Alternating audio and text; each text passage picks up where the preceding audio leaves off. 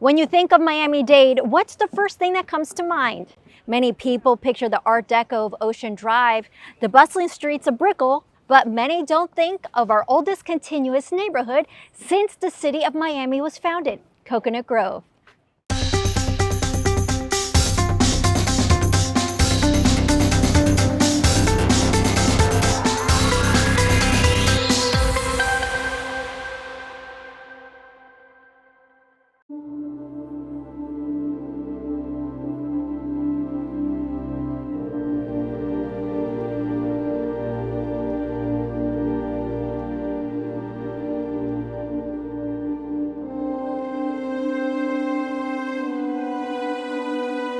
There is history everywhere in Miami, and many times in our storied city, it is hidden. But here, in the Grove, history can be found easily, even steps from the sidewalk. You see this grave? Early settler Eva Munroe was buried here.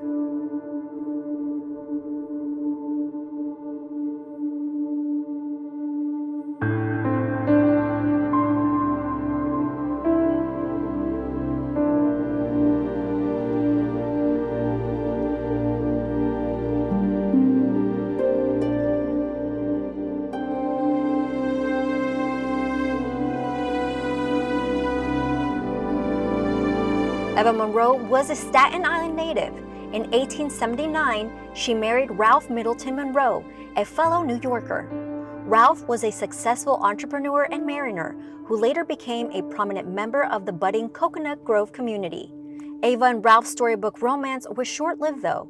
Within 2 years, shortly after her newborn daughter Edith was born, she tragically contracted tuberculosis.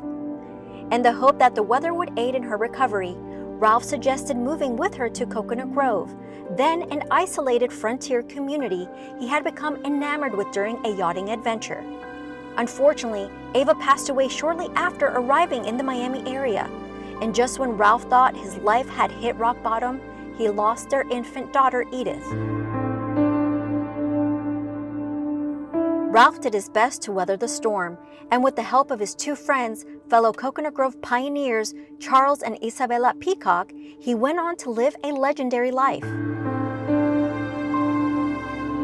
Ralph helped design and build their hotel, the first official hotel in Miami, the Bayview Inn. In return, Charles and Isabella gifted him a few acres of their land, which he later expanded to 40 along the bayfront. And then he built his famous house, now known as the Barnacle. Nestled within modern Coconut Grove's many contemporary delights, including cafes, restaurants, bars, shops, and this cute bookstore, is the Barnacle State Park.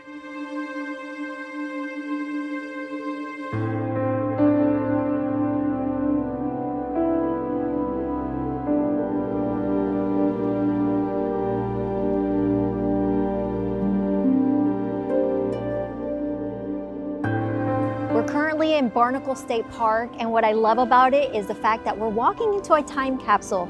The hustle and bustle of the city is right behind us, and knowing that we're walking towards what the past used to look like, it's absolutely beautiful. This is how most of the Miami area looked in the 1800s. It's so peaceful, and you can really see South Florida through the eyes of Eva and Ralph, and why they risk so much to travel here. It's a beautiful thing, being able to have a coffee and stroll right into this haven. This is the Barnacle. Ralph built this house inspired by his love of everything nautical in an attempt to bounce back from the tragedy earlier in his life. Here he found more success as a businessman, yacht designer, and mariner. It was during the construction of this house that he found love again. He met his future wife, Jessie, fittingly on the water during a sailing trip.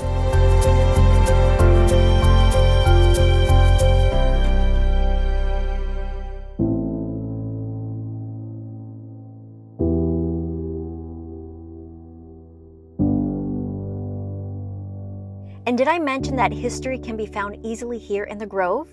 Here's another historic home, the Stirrup House. It was built by yet another prominent resident here in the Grove, E.W.F. Stirrup.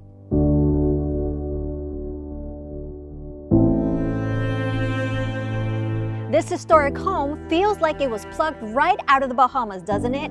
Many of the residents of West Coconut Grove are descendants from Bahamian immigrants who played a huge part in the neighborhood's development and history. And Mr. Stirrup himself immigrated from the Bahamas. Ebenezer Woodbury Franklin Stirrup was born in the Bahamas and immigrated to Key West when he was just 15. He worked as an apprentice carpenter from a young age and quickly became proficient in woodworking and construction. When he was 25, he moved with his family to Coconut Grove, where he worked for another prominent Grove resident, James Deering, Villa Vizcaya's owner and patron.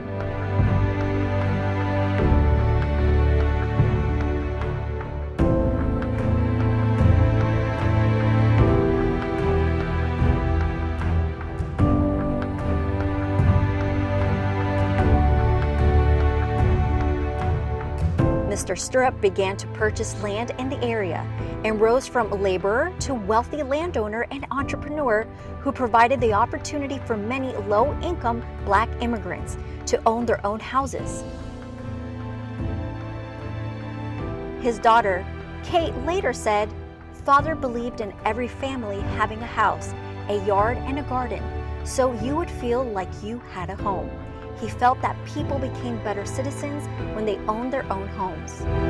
The historic Stirrup House is available now as a vacation rental and event venue.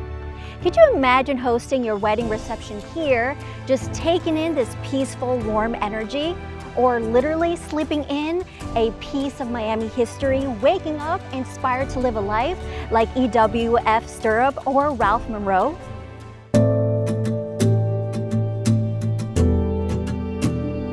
And here, literally a few steps from the Stirrup House, we have yet another historic building, the Coconut Grove Playhouse. Originally, it was a movie theater in the Paramount chain, first opening in 1927. And in the 50s, it was converted into a live theater, and none other than the renowned Waiting for Godot had its U.S. premiere here. And after many years of success, it unfortunately closed in 2006.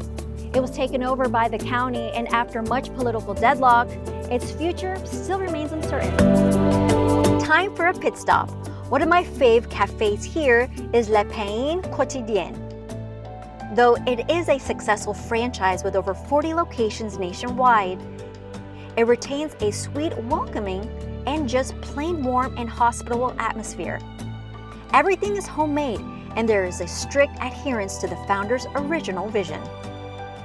I love that they serve the coffee in these bowls. The founder, Alain Coumont, was inspired by childhood memories of his grandmother's hot chocolate in Belgium, which she served in bowls just like this one. So good. There's just this old world feel, not only here at this awesome cafe, but Coconut Grove in general. The lifestyle here really does feel very Southern European or Mediterranean. Everyone here at the Grove is laid back, but is passionate about enjoying life. The people here don't seem to take their surroundings for granted. Instead of speeding through from place to place, people here stop and smell the roses, or in my case right now, this warm, comforting cup of coffee. We've talked about some illustrious and prominent residents of the past. What about a modern resident of the Grove carrying the tradition of such titans as Ralph Munroe and E.W.F. Stirrup? After my coffee break, I'm meeting with Angel Nicolas. Angel is a former professional athlete turned successful entrepreneur and real estate professional. Like the historic Grove residents I mentioned, his story is inspiring, and I'm excited to meet with him and learn more about what drives him.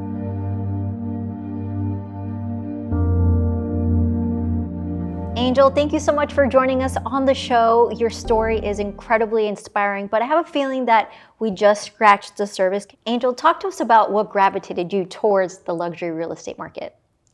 Oh, geez, so many things. I've always gravitated towards real estate. I remember as a kid just kind of looking at real estate, beautiful homes, and saying, oh, how much do you think that house is worth?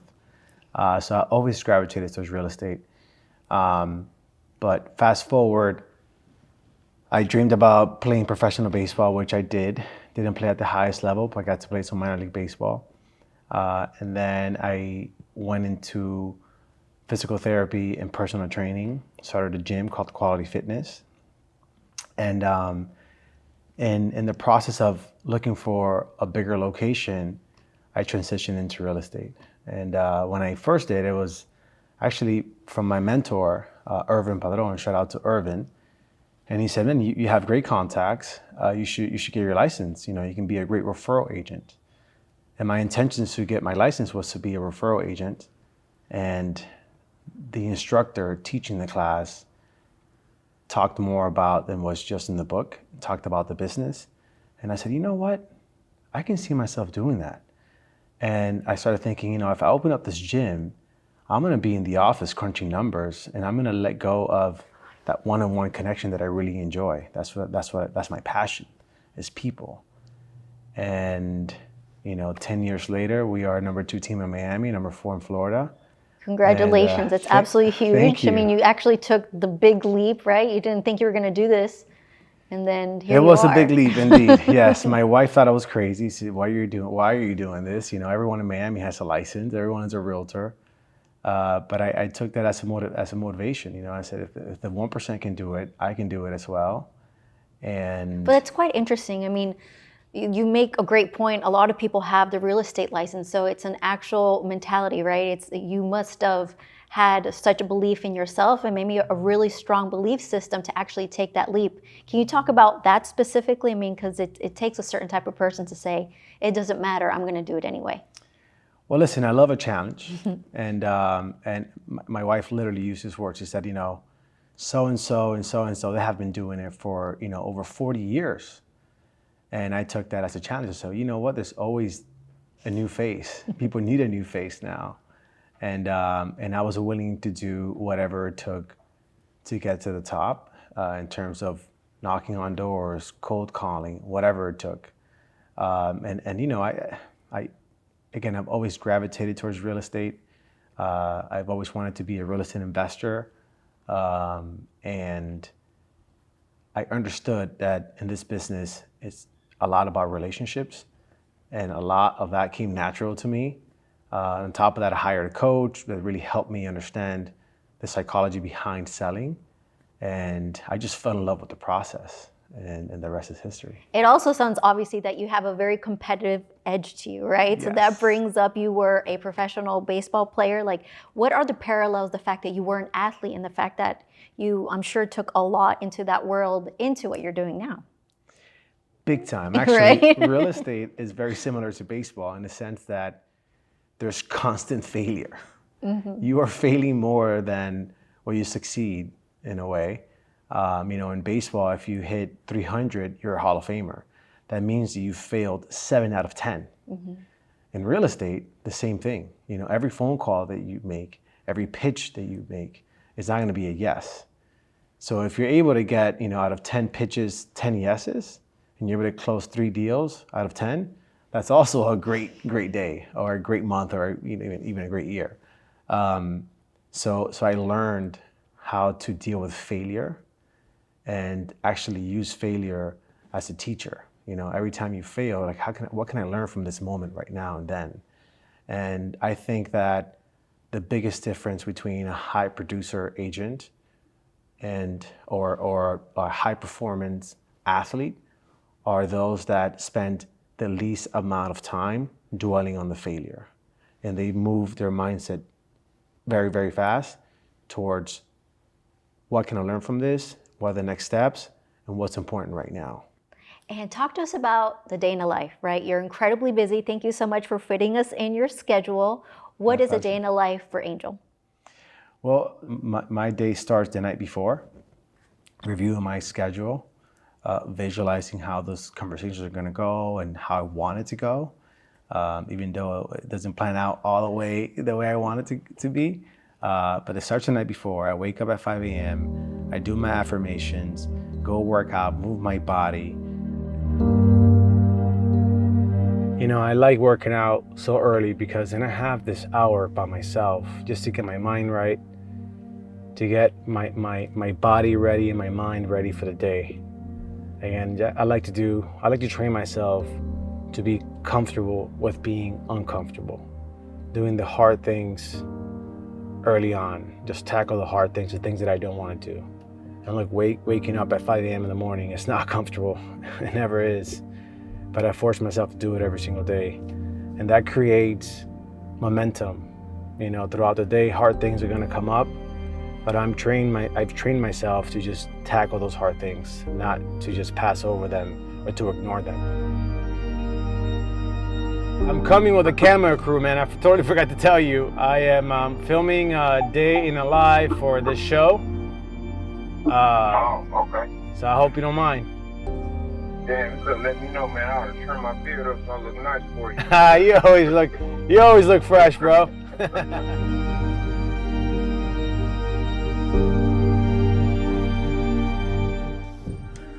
Here's my guy. Good morning. Morning, brother. I was 44D. See, I kill my body and then he fixes my body for me.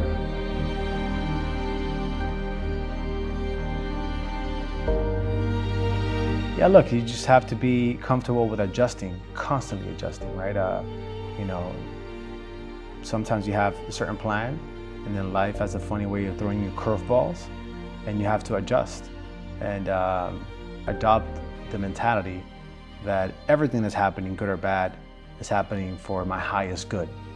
And I'm a strong believer on that. You know, sometimes, you know, you have to cry and you have to, whatever that may be, but it's happening for a reason, and understanding that reason, and hopefully you're able to learn from that specific moment and move on. And when you have that mentality, I feel that you do learn from it, and it keeps you in a positive mindset, and you're able to get out of that funk as fast as possible.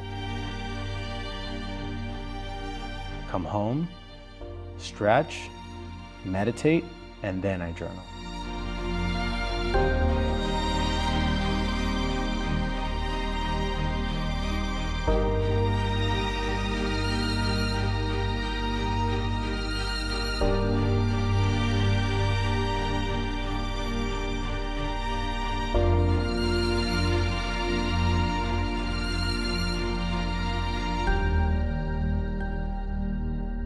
You know, since I started in the business, which it was only 10 years ago, you know, I remember kind of being lost and not knowing what to do.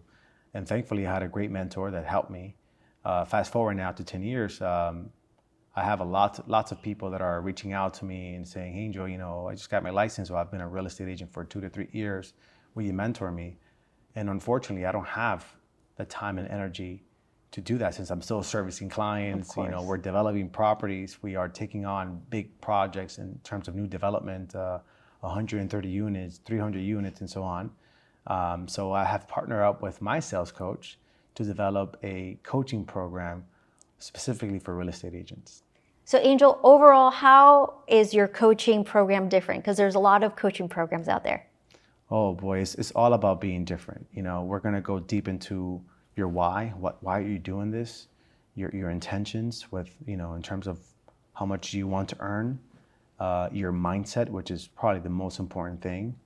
And then it goes deep into sales skills and dealing with objections. You know, most coaching programs out there today just kind of give you scripts. So it's kind of dumbed down, right? And what happens is when you do that, you sound like everyone else, and it's not genuine.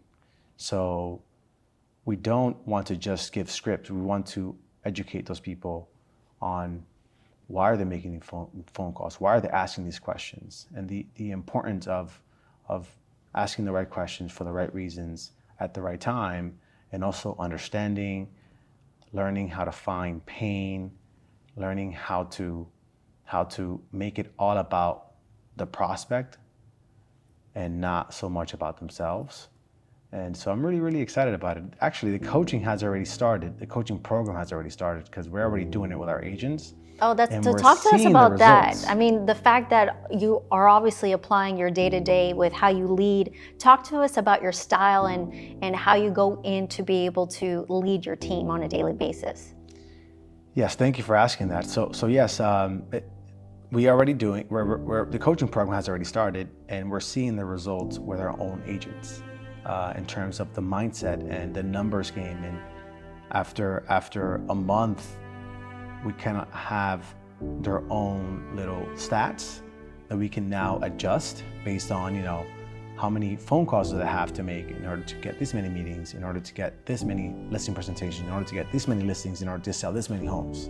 But yeah, you have to commit to at least 15 phone calls a day, and then you'll see what happens. You're gonna see, okay, from these phone calls, I set up this many coffee meetings, or this many listing presentations, you know, or okay, with this person I have to follow up. And then the stats are gonna start, you know, like in baseball, like we know who the 300 hitters are, we know who the 100 hitters are, and we know, you know, ideally even sometimes it's brutal to do, to listen to yourself, but even record yourself. Record yourself making phone calls. Without judgment. Just record yourself, because it's just, trust me, no one could be worse than me when I first started. So don't feel bad. But it's important because we really want to hear your tone of voice. What are you saying? Are you too hyper? Are you mirroring them or not? And we get into the little details and skills of cold calling and warm calling and so on. Even before they make a phone call, what is their mindset? How are they feeling about themselves? You know, what are their intentions? And then once they get a no, don't call me anymore, how you're dealing with that. The bounce back, right? How do you bounce back from the no, the rejection, which is usually everything. Yes, but you have to educate people on what that does for them psychologically. You know, that can bring in, like, honestly, some trauma as you as a kid, not feeling enough, not feeling worthy. So we're kind of like teaching people how to sell real estate and their sales skills and how to deal with objections, but we're also kind of healing their inner child at the same time. And that is a constant process. That's never ending. Failure is a teacher. So I'm the kind of guy that I used the 5, 4, 3, 2, 1 action plan of just taking action, because whether I succeed or fail, it's a win-win for me. I'm either gonna learn something from the situation, or I'm going to succeed at it and it's gonna take me to the next level. So I just tackle the hard things right away, and try not to spend too much time on. I think it's very important to prepare, but I try not to spend too much time preparing to the point that I don't even take action. So your day in the life, for example, a couple of days ago, talk to us about that event and take us through the chaos about creating an event, because sometimes it's not easy. Talk to us about that. It's a wellness event, which was very, very cool. I'm big on doing events that have nothing to do with like selling the house, whether it is a charity event, an art event, and in this case was a wellness event. And it was great. Shout out to my team. They helped me prepare this. Tatiana and Emily did great. We did yoga, sound healing. Oh, that's amazing. Journaling, guided meditation. It was very, very special. Thank you so much for sharing, obviously, the good life with us. And it just sounds like you're just getting started. And thank you so much for today. Thank you. Thank you for having me. Thanks for joining me today. Hope to see you next time as we explore what it means to truly live the good life.